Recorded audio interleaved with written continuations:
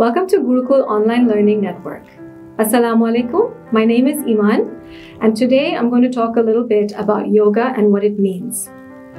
Yoga comes from the Sanskrit word yuj, which basically means union, and what it refers to is the union of our body, mind, and spirit. Anytime that you're doing an activity that requires full attention or full concentration from your mind, we can term that as yoga. You could be lying, you could be walking, you could be sitting, you could be cutting your vegetables.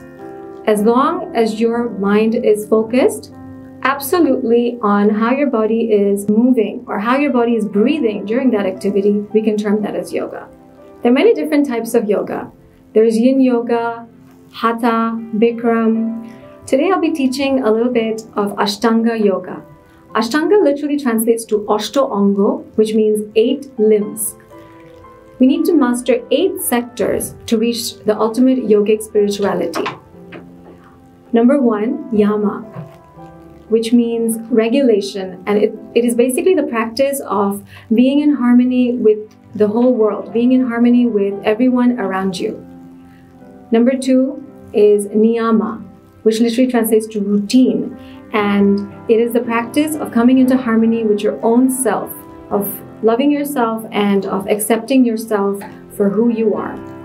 Number 3 is asana, which literally translates to ashon, and it is the way that we position ourselves. It is the understanding of how our body works, how our body moves, and which part of our body needs more attention and which part of our body thrives on its own.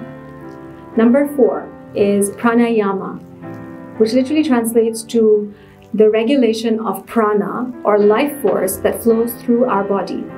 How do we regulate that life force? Through our breath, through inhalation and through exhalation.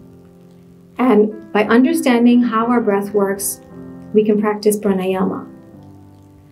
Number 5, pratyahara. This is the practice of controlling your senses to make sure that nothing we do is done in excess. Number 6, dharana.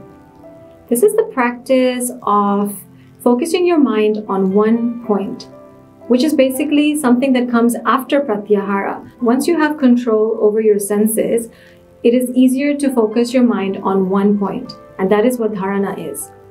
Number 7, dhyana.